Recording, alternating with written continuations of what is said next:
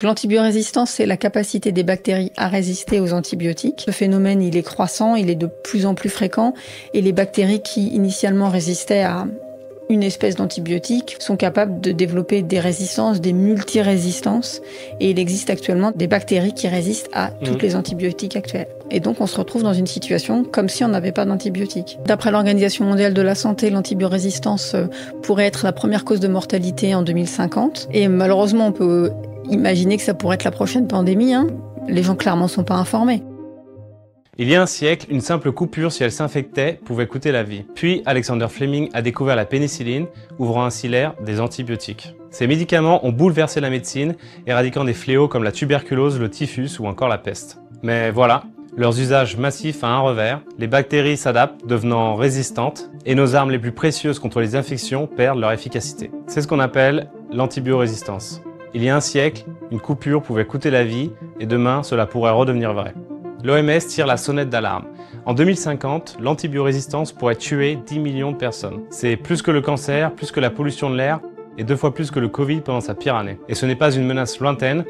Aujourd'hui, plus d'1 million de personnes meurent chaque année de bactéries résistantes, dont des millions en France, dépassant même le nombre de décès par accident de la route. Et pourtant, ce phénomène reste dans l'ombre. Pour en savoir plus, j'ai rencontré la chercheuse Nalini Ramarao, directrice de recherche en microbiologie à l'INRAE. Elle m'a ouvert les portes de son laboratoire pour nous éclairer sur le problème et explorer les solutions. L'antibiorésistance, l'épidémie silencieuse, c'est le thème de ce nouvel épisode d'Échanges climatiques.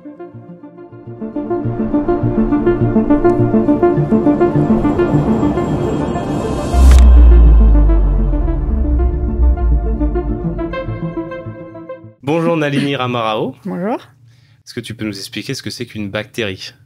Alors une bactérie, c'est un être vivant, unicellulaire, donc c'est une seule cellule, et qui contient un matériel génétique entouré d'une enveloppe et d'une paroi. Et il y a au moins 10 000 espèces connues, certainement plusieurs millions inconnues, et ça peut vivre à peu près partout, dans n'importe quelle condition. Dans notre corps ? Dans notre corps et à l'extérieur du corps. Et du coup, la pénicilline par exemple, mais les antibiotiques de manière générale, comment ça marche ? Comment ça éradique ou comment ça tue les bactéries ? Alors, les antibiotiques, c'est des substances en général naturelles, enfin à l'origine c'est naturel, et c'est produit par exemple par des champignons pour lutter eux-mêmes contre les bactéries, ou par les bactéries pour lutter contre d'autres bactéries. D'accord. Donc c'est vraiment un phénomène naturel et nous on a utilisé ces phénomènes naturels chez les champignons, les bactéries, pour les utiliser à notre profit pour lutter contre les bactéries. Donc ça marche comment ? C'est des substances chimiques qui vont aller empêcher les bactéries de pousser ou de survivre en ciblant spécifiquement des mécanismes qui sont spécifiques aux bactéries. Pour quel type de maladie aujourd'hui on utilise les antibiotiques ? Donc on utilise les antibiotiques pour traiter les infections liées à des bactéries, et uniquement les bactéries. Et on les utilise pour... donc il existe des antibiotiques à large spectre qui vont permettre d'être efficaces contre un grand nombre de bactéries, et des antibiotiques plus spécifiques contre une bactérie donnée. Donc tu l'as dit un peu en creux, on utilise les antibiotiques pour les bactéries et non pas pour les virus, par exemple, comme ceux de la grippe ou la plupart des angines. Aujourd'hui, on a un peu tendance à les prendre pas forcément de la bonne manière. Pourquoi on ne peut pas les utiliser pour les virus et d'où vient un peu cette confusion dans l'esprit des gens de manière générale ? Pourquoi on ne peut pas prendre contre les virus ? Parce que les antibiotiques ciblent des mécanismes d'action spécifiques aux bactéries et un virus est très différent d'une bactérie. Donc ce n'est pas le même type d'organisme. Les bactéries, elles ont une vie autonome, on peut les retrouver dans n'importe quel environnement et elles n'ont pas besoin d'un autre être vivant pour se multiplier, alors que les virus vont avoir besoin d'un hôte. Ils contiennent un matériel génétique qu'ils vont injecter dans une cellule humaine, et c'est la cellule humaine qui va produire le matériel pour faire le virus, qui va ensuite donc être largué, infecter une autre cellule. Donc c'est des mécanismes très différents, et c'est pour ces raisons-là que les antibiotiques ne fonctionnent pas contre les virus. Donc c'est quelque chose qui est important. On entend... il y a pas mal de campagnes sur bien utiliser les antibiotiques et c'est important pour plusieurs raisons. en particulier sur l'antibiorésistance, je pense qu'on y reviendra, mais aussi parce que c'est globalement inutile. Si on a une grippe et qu'on prend des antibiotiques, on ne va pas traiter le problème. D'où pour toi vient cette confusion? Est-ce que tu penses que les patients, peut-être, ont trop tendance à penser que c'est automatique et donc à en demander à leur médecin, et les médecins ressentent une certaine, je sais pas, pression? Ou alors est-ce que côté médecin, c'est pas très clair toujours, peut-être, la différence? Des médecins généralistes, ils peuvent pas savoir tout sur tout. Et je sais que, par exemple, dans d'autres pays, il y a un autre rapport aux antibiotiques, parfois, qui est plus... voilà, on tente d'autres choses avant, c'est pas forcément la première solution qu'on utilise, ou alors on prescrit exactement la dose dont on a besoin pour que le patient puisse pas s'auto-prescrire plus tard si jamais il a de la fièvre ou quoi. Quelle vision tu as sur cette consommation des antibiotiques pour les humains? Donc la France reste un grand pays consommateur d'antibiotiques. On est le 3e plus grand pays consommateur. Par personne, j'imagine. Par personne, voilà. C'est un peu multifactoriel par rapport à ce que tu dis. Les médecins ont certainement la connaissance de la différence bactéries-virus, mais je pense qu'il y a un test maintenant assez simple qui s'appelle le STREP, qui permet de différencier en 5 minutes un prélèvement par prélèvement oral, oui, si c'est bactérien ou viral. C'est un test qui existe maintenant, qui est commercialisé, que chaque médecin urgentiste généraliste devra utiliser. C'est malheureusement pas encore le cas. Ça va aider parce que ça permet vraiment d'avoir un test diagnostique pour avoir le bon traitement. Et ça va aussi, je pense, aider les patients à comprendre pourquoi un médecin ne prescrit pas des antibiotiques. Et effectivement, il y a une grande pression des gens pour ne pas ressortir de chez le médecin sans rien, alors qu'on arrive avec 42 fièvres, etc. Mais il y a effectivement des pays, l'Allemagne par exemple, où on peut sortir de chez son médecin avec ça fait 2 jours que vous êtes malade, rentrez chez vous, prenez un thé, allez vous coucher et revenez dans 2 jours. Ouais. Sachant que de manière générale, les infections virales passent plus rapidement que les infections bactériennes, et elles passent surtout sans traitement. Pour certaines, en tout cas, pour les petites maladies, on va dire. Et donc, c'est un grand enjeu parce que cette surconsommation d'antibiotiques conduit aussi à l'apparition de résistance des bactéries aux médicaments. Oui. Donc, c'est un grand enjeu.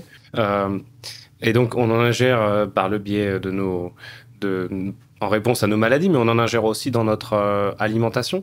Il y a eu énormément d'antibiotiques utilisés en santé animale dans l'agriculture industrielle. Ça a causé des conséquences sur l'antibiorésistance très fortes. Il y a des liens de cause à effet qui sont clairement avérés.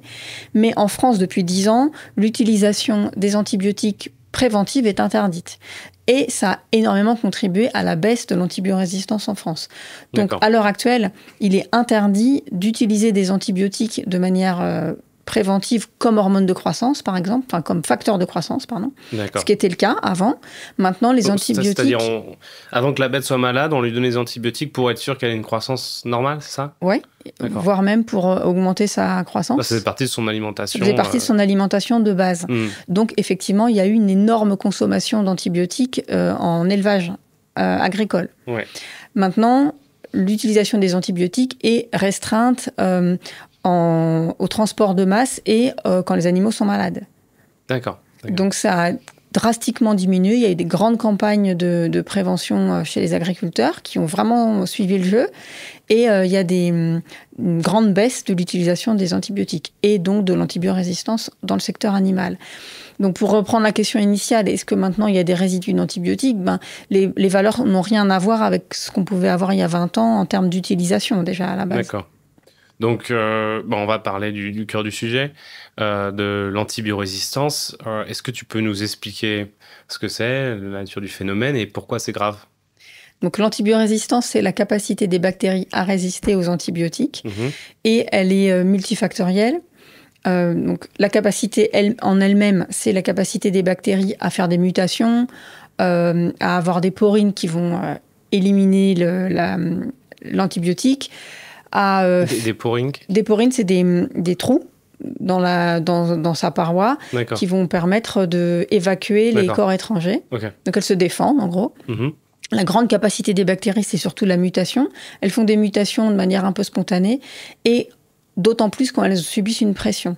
Donc une bactérie qui a une pression de sélection, par exemple un stress comme un antibiotique, il va y avoir des mutations et à un moment donné, il y a une mutation qui va être bénéfique pour la bactérie et cette mutation va donc être gardée dans la génération d'après. Les bactéries, ça se multiplie en moyenne toutes les 20 minutes. Donc toutes les 20 minutes, il y a 2 nouvelles bactéries qui sont produites à partir d'une. Si une a la capacité de résister, c'est celle-là qui va se propager. Une sélection naturelle. C'est une sélection naturelle. Puissance rapide. Sous stéroïdes. Voilà. Et c'est cette capacité qui permet aux bactéries de s'adapter à peu près n'importe quel environnement. Et c'est pour ça que les bactéries étaient là avant nous, seront là après nous. Donc elles ont une capacité de résistance à tout, à la chaleur, à la pression et aux antibiotiques.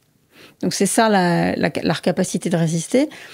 La résistance aux antibiotiques, elle a eu lieu dès l'apparition des antibiotiques. Par l'homme, mais même avant, parce que comme je disais, les antibiotiques, c'est naturel. Et l'avènement des antibiotiques produits par l'homme ou utilisés par l'homme, c'est la même chose. C'est-à-dire que dès qu'on a mis des antibiotiques sur le marché, les bactéries ont été confrontées aux antibiotiques et donc il y a des phénomènes de résistance qui apparaissent. Maintenant, ce phénomène, il est croissant, il est de plus en plus fréquent et les bactéries qui initialement résistaient à une espèce d'antibiotique, enfin un type d'antibiotique, sont capables de développer des résistances, des multirésistances. Et il existe actuellement des bactéries qui résistent à toutes les antibiotiques actuels. Oui. Donc si je ne prends jamais d'antibiotiques, je suis tout de même vulnérable à l'antibiorésistance. Oui, parce que l'antibiorésistance, c'est pas un phénomène individuel, c'est plutôt se contaminer par une bactérie qui est déjà résistante parce qu'elle a subi une pression de sélection dans l'environnement ou chez un animal ou chez quelqu'un d'autre. Donc, pour rentrer sur les dégâts concrets que font l'antibiorésistance, est-ce que, je parlais tout à l'heure du fait qu'on pouvait mourir d'une coupure à une certaine époque, est-ce qu'aujourd'hui c'est la menace ? Oui, tout à fait. En fait, d'après l'Organisation mondiale de la santé, l'antibiorésistance pourrait être la première cause de mortalité en 2050. Au-dessus du cancer, au-dessus du tabac, au-dessus des accidents de la route. Et justement, on pourrait revenir à une ère pré-antibiotique avec des bactéries qui sont résistantes au traitement. Et donc, on se retrouve dans une situation comme si on n'avait pas d'antibiotiques. Pour les auditeurs assidus, on a fait un épisode sur la pollution de l'air. Je crois que c'est entre 7 et 8 millions de morts à l'heure actuelle.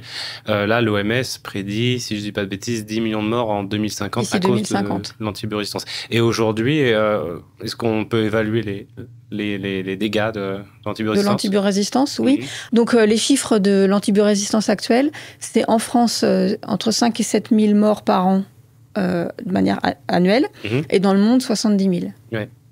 Donc, pour un ordre de grandeur, c'est 2 fois plus que les morts de la route, en France en tout cas.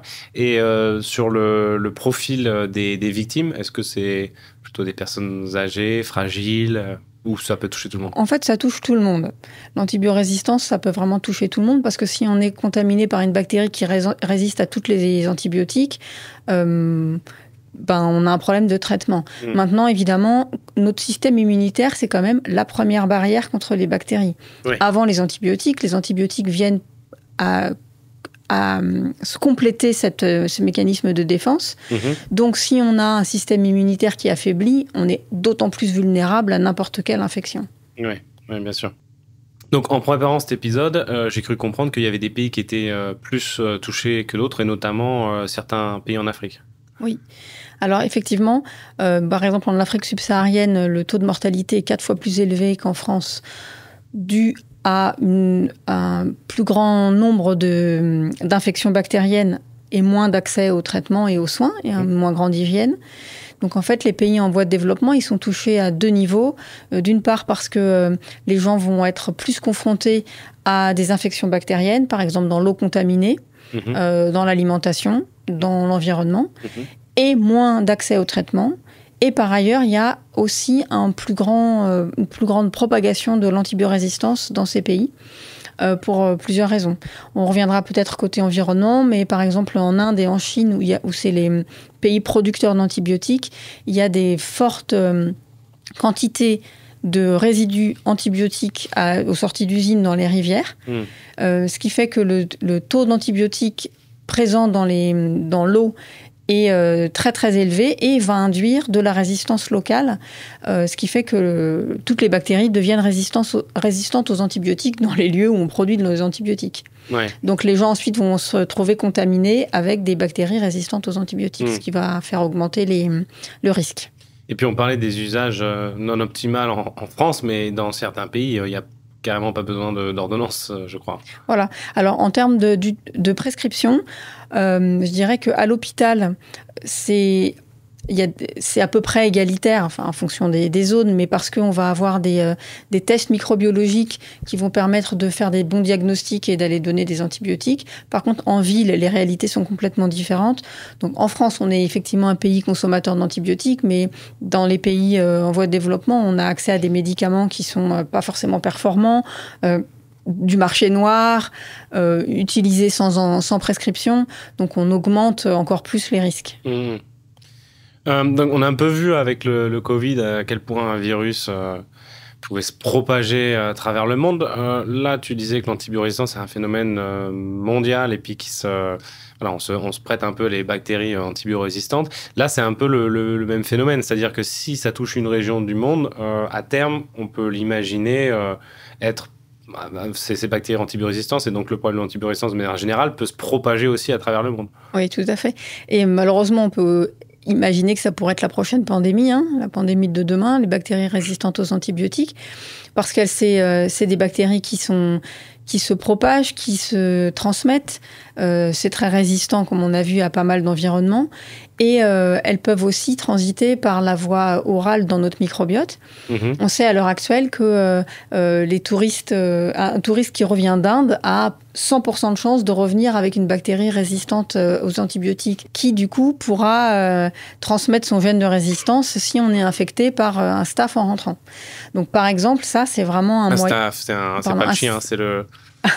un staphylocoque doré, par exemple, une infection autre, qui pourrait devenir résistante aux antibiotiques. Donc cette transmission par le voyage, par le tourisme, elle est importante. Et par l'environnement de manière globale. Les biens qui circulent. Voilà, les animaux de rente, les animaux de compagnie, les humains, comme la pandémie de Covid, en fait. Ouais. Donc au final, c'est un problème global, et c'est un point commun avec ce dont je parle dans le podcast la plupart du temps, c'est la lutte contre le changement climatique, si j'ai bien compris. Faire des petits efforts de son côté, c'est un peu péjoratif. Faire des efforts de son côté dans son pays, c'est obligatoire, mais c'est pas suffisant. Il faut une collaboration à l'échelle mondiale. Oui. C'est tout à fait un problème planétaire. Il faut une concertation des politiques et des gens, de manière générale. Je pense que chacun a son rôle à jouer dans cette lutte contre l'antibiorésistance. En fait, on peut tous faire quelque chose. Et il faut surtout pas croire que les démarches individuelles n'ont pas de sens. C'est comme éteindre la lumière dans son salon a un sens, même si ça ne suffit pas. Donc là, je dirais que ça rejoint ce type de problématique dans l'environnement. Et en plus, c'est lié. Les zoonoses, donc la transmission des maladies de l'homme à l'animal, sont aussi liées au changement climatique. Et donc tout ça, ce sont des phénomènes liés où l'homme a un rôle à jouer énorme. Donc nous, côté climat, on a des COP, des Confederation of Parties. Qu'est-ce qu'il y a côté antibiorésistance? Est-ce qu'il y a, par exemple, l'OMS organise, je sais pas moi, chaque année, tous les 2 ans, tous les 3 ans, des séminaires ou des choses où on s'aligne quand même sur des pratiques et les pays doivent suivre un certain nombre de directives pour régler le problème. Est-ce que ça existe? Oui, ça existe. Donc l'OMS et l'ONU font des campagnes. On pris aussi le problème à bras-le-corps, vraiment avec des des politiques d'action. Donc, il y a des actions gouvernementales aussi dans chaque pays pour promouvoir la recherche, par exemple, sur l'antibiorésistance, mais aussi des campagnes de prévention. L'OMS fait chaque année des journées dédiées à l'antibiorésistance. Et après, en termes individuels, les pays, au niveau local, les pays ont aussi fait des actions gouvernementales. La France a quand même aussi fait des campagnes de prévention. Les antibiotiques, c'est pas automatique. Je pense que ça, c'est quelque chose qui a bien marché. Après, les gens ne savent pas forcément pourquoi et les enjeux. Ouais. Mais il y a quand même de la prévention. Et plus on en parle, plus les gens sont renseignés, plus ils vont pouvoir chacun faire des choses. Et donc, il y a effectivement des campagnes mondiales et de la concertation pour diminuer en particulier le relargage dans l'environnement et l'utilisation en termes d'utilisation vétérinaire.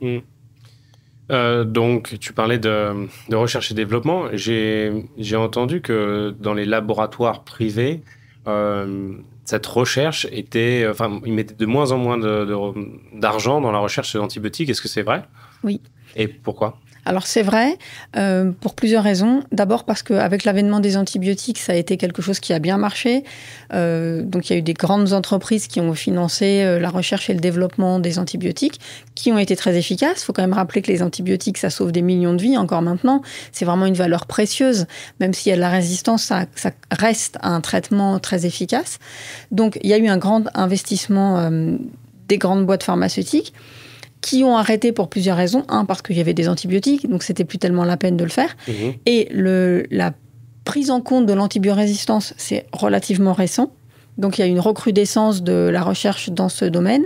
Mais les grandes boîtes pharmaceutiques sont frileuses pour plusieurs raisons.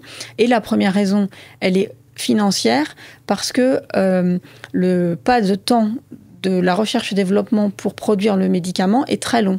Donc ça veut dire que c'est un grand investissement de recherche fondamentale puis d'application avant d'avoir un médicament qui n'est pas très rentable parce que les gens ne sont pas tout à fait prêts à investir énormément d'argent pour leur santé. Ça veut dire... Enfin, ou en tout cas pour l'achat d'un médicament. Vous êtes prêt à mettre 50 € pour l'achat d'un parfum. Par contre, si vous arrivez dans la pharmacie et l'antibiotique vous coûte 50 €, ça pose un problème. Alors que le développement du parfum va coûter beaucoup moins cher que le développement d'un antibiotique. Donc pour une grande boîte, c'est compliqué et c'est surtout risqué. Parce que sur 100 molécules qui vont être initiées, il va y en avoir une qui potentiellement va pouvoir passer les étapes pour devenir des médicaments. D'accord. Pour devenir un médicament. Bon, malgré tout cela, donc, on disait tout à l'heure, 2050, 10 millions de morts, c'est si rien n'est fait. Depuis que ce cri d'alarme a été lancé, quelles sont les tendances ? Est-ce que ça va... Tu parlais tout à l'heure du bétail, parce que le bétail, je crois, c'est plus de la moitié des antibiotiques à l'échelle mondiale, donc c'est un levier... qui est énorme en termes de réduction.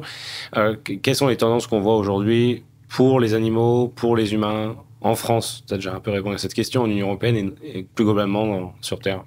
Donc, en France et globalement en Union européenne, il y a eu une grande prise de conscience sur l'antibiorésistance au niveau vétérinaire. Donc là, il y a une grosse réduction et la France a été assez exemplaire pour la diminution de la quantité d'antibiotiques utilisés dans le bétail. Donc ça a eu un vrai impact.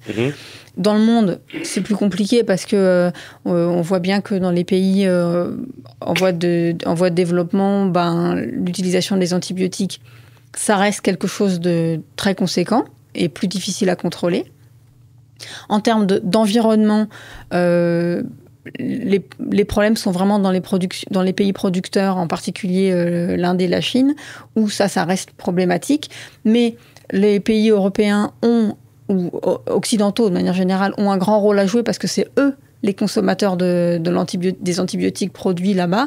Donc, on peut avoir un rôle aussi en termes de consommateurs, d'avoir des exigences de production et de respect des règles, comme on en a textile, pour d'autres choses. Donc, il y a un rôle à jouer au niveau de l'OMS et des politiques pour dire oui, on veut des antibiotiques, mais pas produits n'importe comment et pas au détriment des populations locales dans lesquelles ces antibiotiques sont produits. Donc, ça incitera peut-être...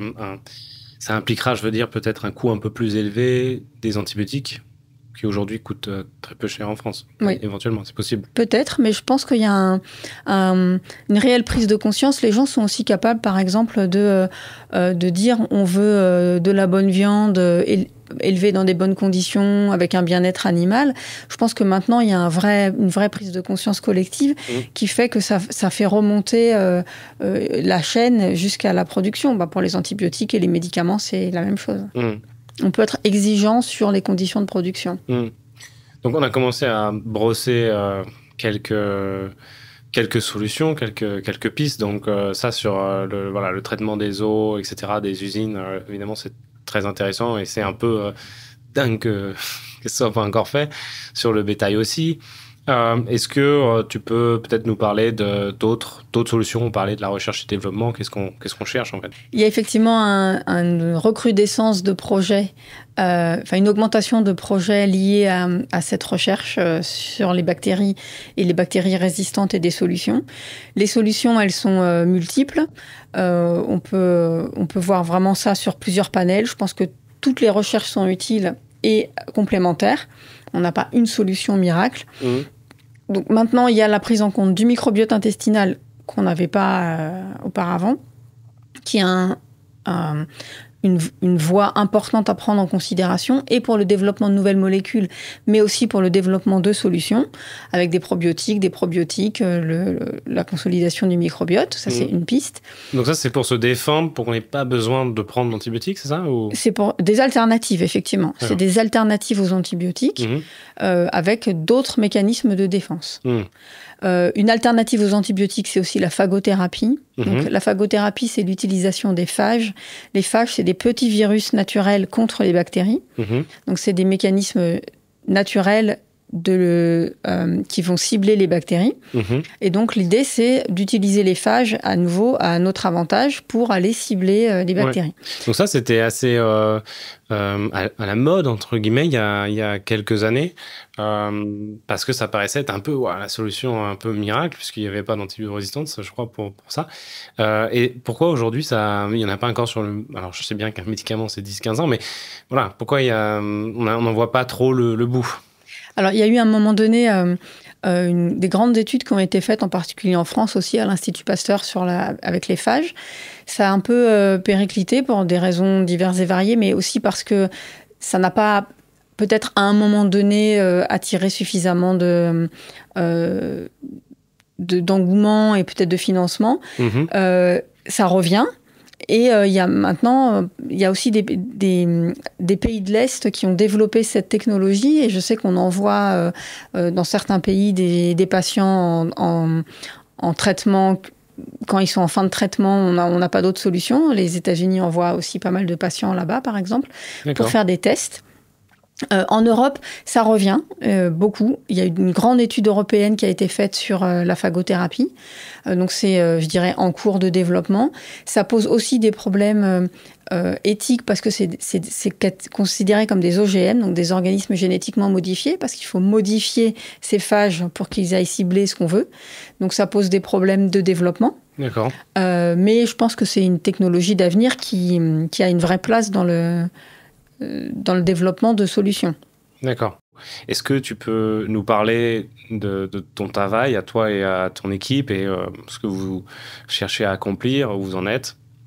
Du coup, basé sur tout ce que je viens de raconter, l'idée c'était de prendre en compte les connaissances actuelles sur les bactéries pathogènes et sur les bactéries du microbiote pour pouvoir proposer une nouvelle molécule innovante qui va cibler spécifiquement les bactéries pathogènes et préserver le microbiote. Et pour ça, justement, on s'est basé sur le système immunitaire. Donc le système immunitaire, c'est notre plus belle arme de défense.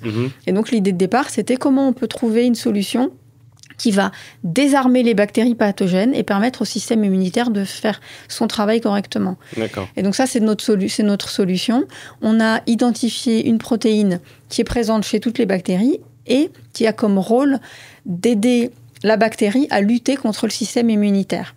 Donc une bactérie pathogène, elle va rentrer dans l'organisme et elle va induire un stress immunitaire. Donc notre système immunitaire, il va se défendre, il va produire des substances toxiques pour la bactérie.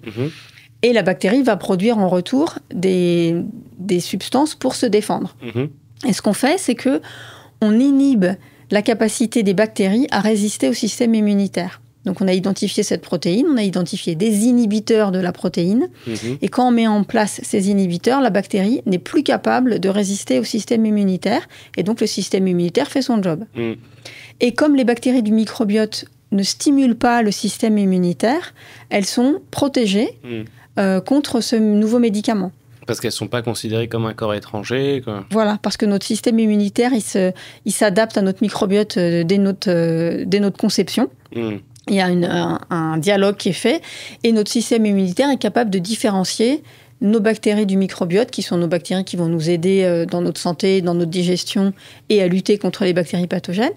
Et il ne va y avoir une réaction que quand il y a un corps étranger, donc en particulier des bactéries. Le système immunitaire se met en route, produit des substances toxiques. La bactérie, normalement, est affectée par ce système immunitaire. Quand elle est suffisamment affectée, on n'a pas besoin d'antibiotiques. Quand la bactérie résiste, notre système immunitaire ne suffit pas. C'est là qu'on a besoin d'aide. On prend des antibiotiques. Et là, notre nouveau médicament va permettre de désarmer la bactérie qui ne peut plus utiliser cette toxine. Et donc, notre système immunitaire est efficace. Donc la recherche fondamentale par la recherche publique. Ensuite, les startups en font un médicament et les gros labos le développent à l'échelle industrielle. C'est ça le processus? Oui. En fait, ils font les étapes finales de développement d'un médicament il y a des phases cliniques en fait, phase 1, il y a pré-réglementaire, réglementaire, phase 1, phase 2, phase 3. C'est pour ça que ça prend du temps. C'est la MMA dans la mise sur le marché, non? Voilà, c'est ça, ça englobe tout ça. Et ça, c'est long. Et ça nécessite des recrutements de patients, d'abord des recrutements de volontaires, puis des recrutements de patients. Et ça, les laboratoires sont pas en mesure de faire, les laboratoires publics sont pas en mesure de faire ce genre de recherche. Et question, parce que tout ça, c'est de la recherche publique jusqu'à présent, donc ça fait des années que toi et les chercheurs qui ont travaillé ici travaillent dessus, mais c'est commercialisé par une entreprise ensuite privée.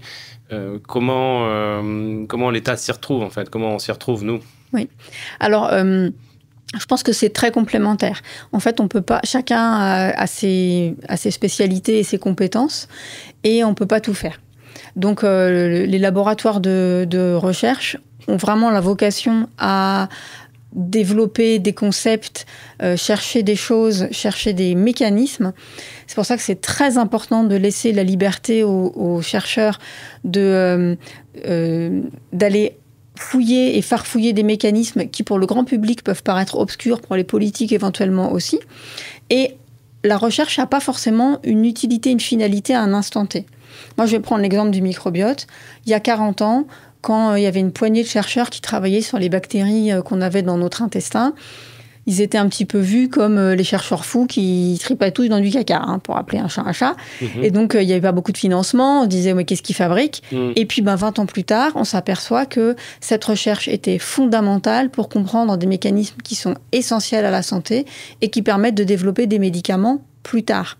Donc, finalement, les laboratoires et les chercheurs vont aller dans des concepts, des choses qui paraissent peut-être obscures, et certaines vont jamais aboutir à des médicaments, mais aboutir à des connaissances qui sont fondamentales. Pour le Covid, c'est pareil. Le Covid, c'était une prouesse scientifique d'arriver à faire un vaccin, mais ça vient aussi de un ensemble de recherches dans le monde sur les virus à ARN, tout ce qu'on a pu engendrer comme connaissance là-dessus, qui, au moment où les chercheurs le faisaient, n'avaient pas d'intérêt commercial à un instant T, en fait. Donc, c'est toute cette recherche fondamentale qui nécessite énormément de temps et d'argent, qui est faite par les laboratoires. Et les laboratoires n'ont pas forcément la vocation d'aller faire de la recherche clinique avec des phases cliniques 1, 2, 3, qui, sont pris en charge par des grands groupes pharmaceutiques qui, eux, ont la capacité et technologique et financière de se lancer dans ce développement. Pour moi, c'est ni juste ni injuste, c'est juste une continuité de service, on va dire, au profit de la santé pour tous, qui va de la recherche fondamentale à la recherche appliquée, et il faut que les deux travaillent en tandem. Donc, je pense que la recherche des grands groupes, les grands groupes pharmaceutiques ne pourrait pas exister sans la recherche fondamentale. Donc, il ne faut pas tarir à la source. Donc, c'est très important de garder du fonctionnement et des financements pour la recherche publique pour ça. Et en même temps, la recherche ne pourrait pas sortir jusqu'aux médicaments si on n'avait pas les grands groupes pharmaceutiques pour terminer ce type de phase. Je voudrais qu'on termine peut-être par quelque chose d'activable pour ceux qui nous regardent. Je pense qu'on a bien compris que la sensibilisation du public, c'est très important sur les bonnes pratiques. Bon, voilà, c'était un peu notre fil rouge pendant cette interview. Est-ce que tu peux nous parler peut-être de ce que toi tu fais pour sensibiliser le public et peut-être aussi des bonnes pratiques, par exemple des trucs tout bêtes, mais en gros quand on prend un antibiotique pendant 2 jours, on se sent mieux, on a envie d'arrêter, c'est une grosse bêtise quoi. Est-ce que tu peux nous parler un peu de tout ton travail de sensibilisation? Oui, donc je pense que la communication grand public elle est essentielle parce que chacun a son rôle à jouer, comme dans les grands enjeux de société, comme dans la lutte contre le réchauffement climatique, par exemple. Donc là, c'est pareil. On a tous un rôle à jouer et chacun à son échelle. Ce qu'on fait, c'est très important parce que c'est des petits maillons de chaîne, mais qui sont essentiels pour le bien collectif. Donc, il y a des campagnes de prévention au niveau de l'État. Les antibiotiques, c'est pas automatique. Donc, pourquoi ces gestes sont essentiels? Parce que bien utiliser les antibiotiques actuels, c'est les préserver, donc c'est maintenir leur utilité et c'est diminuer l'impact de l'antibiorésistance sur la santé publique. Alors, pourquoi c'est important de bien utiliser les antibiotiques? Donc, comme on a vu, si on prend des antibiotiques contre un virus, ça sert à rien et on relargue dans l'environnement des antibiotiques qui n'ont servi à rien. Les bactéries vont faire de la résistance et la fois d'après, vous prenez des antibiotiques pour une vraie bonne raison, mais finalement, votre bactérie, elle est devenue résistante. Et une prescription, effectivement, ça a une durée donnée en fonction d'un traitement vis-à-vis d'une bactérie donnée. Ça a une vraie raison. C'est-à-dire que quand on prend un antibiotique pendant 2 jours, on diminue la charge bactérienne. Donc, on se sent mieux. Notre système immunitaire commence à faire son job. On se sent vachement bien. Et donc, on a l'impression qu'on peut arrêter. Mais en fait, on n'a pas forcément éliminé complètement toutes les bactéries pathogènes. Donc, si on arrête le traitement, ça veut dire qu'on diminue dans notre organisme la quantité d'antibiotiques. Et donc, les bactéries qui restent, elles vont être plus facilement amenées à faire de la résistance puisque la quantité d'antibiotiques va diminuer. Donc, finalement, les bactéries, elles vont résister. C'est celles-là qui vont se multiplier. Donc, on a une chance nous-mêmes d'être malades à nouveau. Et en plus, on va relarguer dans notre environnement l'antibiotique qui va être résistante. Donc, on contribue à l'antibiorésistance en faisant ça. Et donc, tu as aussi fait un jeu, fait un livre. Oui. Alors moi, je trouvais ça très important de communiquer sur ce qu'on fait, sur notre thématique de recherche, sur cette thématique en particulier, et d'avoir un moyen ludique de parler à tout un chacun pour faire sortir un petit peu le mythe du laboratoire et justement qu'est-ce qui se passe dans un labo. Donc ça, c'était la première idée, c'était une bande dessinée où on parle un petit peu de nous, de ce qu'on fait et de la problématique des bactéries et des bactéries résistantes. Donc on le fait un petit peu version C'est pas sorcier avec l'avis des gens du labo et le point de vue ensuite des bactéries, ce qu'elles en pensent. Donc c'est un moyen ludique d'en parler. Donc l'idée, c'est d'aborder la thématique pour que chacun puisse se rendre compte de tout ce qu'on vient de dire là. Est-ce que c'est important, pas important? Que dit l'OMS? Qu'est-ce que je peux faire? Et l'enjeu vraiment public des morts qui en découlent.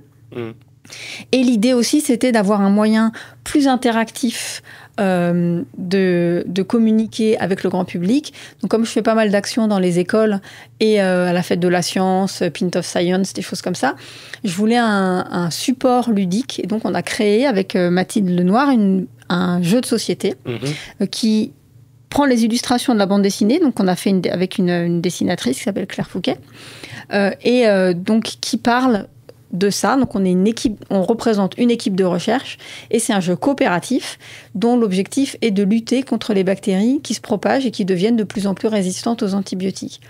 Ça permet de comprendre un peu ce qu'on fait dans un labo. Il faut trouver de l'argent, il faut trouver de nouveaux médicaments, on parle de microbiote, de système immunitaire. Et en même temps, c'est sans connaissance préalable. Il n'y a pas besoin de s'y connaître. C'est vraiment ludique. L'objectif, c'était pas de faire un jeu sérieux, c'est de faire un vrai jeu.